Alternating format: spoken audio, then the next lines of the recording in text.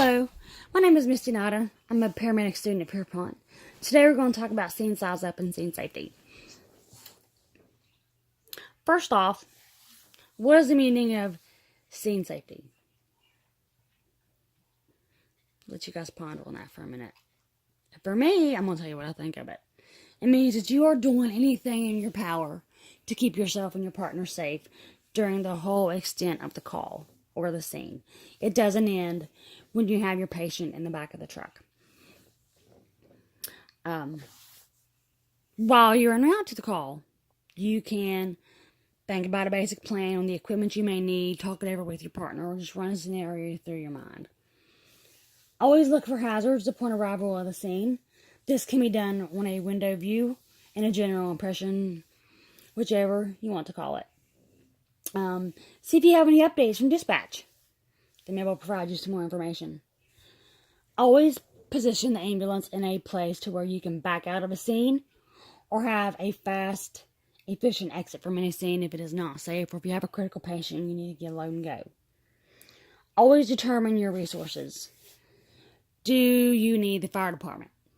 Is it a car wreck? Is there going to be fluid leakage? Are you going to have to cut somebody out?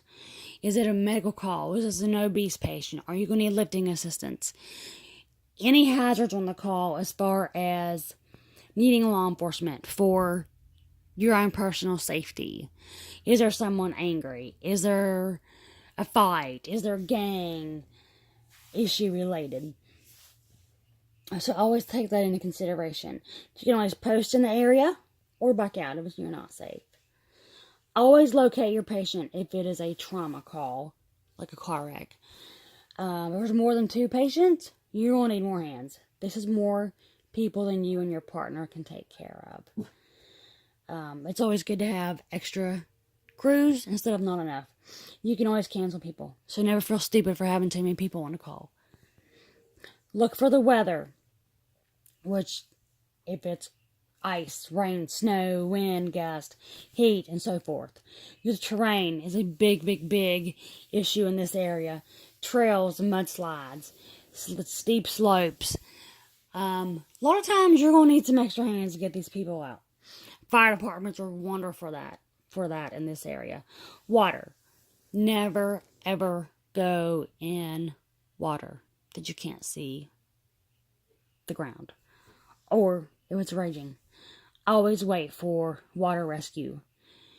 If you have a floaty device and a rope, try to throw it to your patient if they can get hold of it, or a long rope. Always keep yourself safe. Electricity. Always use caution and treat any down line as it is active until the power company gets there and addresses the issue. Lightning is another factor to watch out for. It can strike you, and then you can get the effects from that actually, from 50 feet from the initial strike.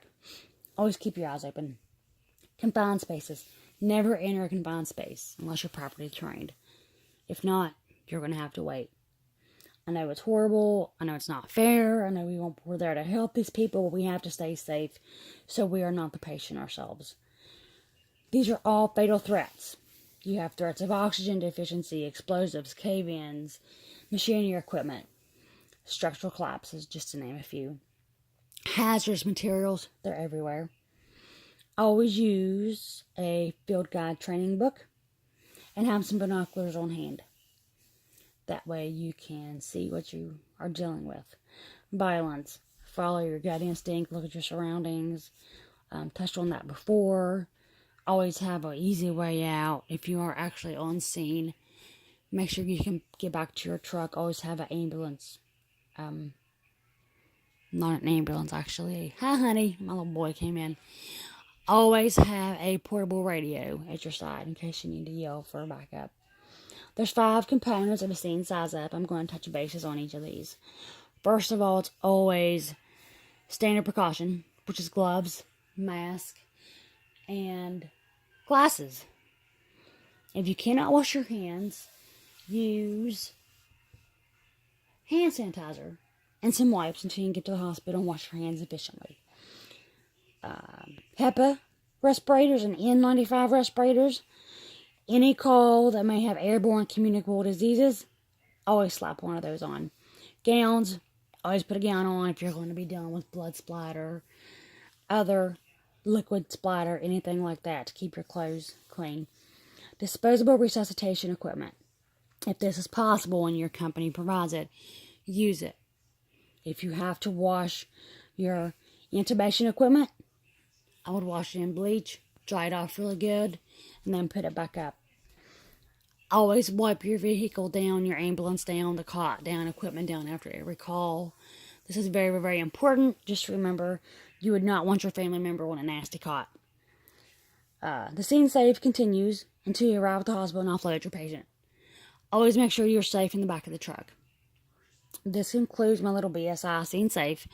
I hope it helps you guys out. If it was all over the place, I'm sorry. Hopefully the next one will be better. Y'all have a good night.